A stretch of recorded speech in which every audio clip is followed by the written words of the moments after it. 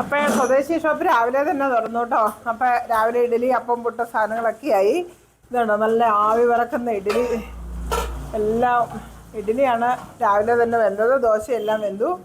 അപ്പോൾ ബാക്കിയുള്ള പൂരി സാധനങ്ങളൊക്കെ ഉണ്ടാക്കാൻ തുടങ്ങുന്നേ ഉള്ളൂ.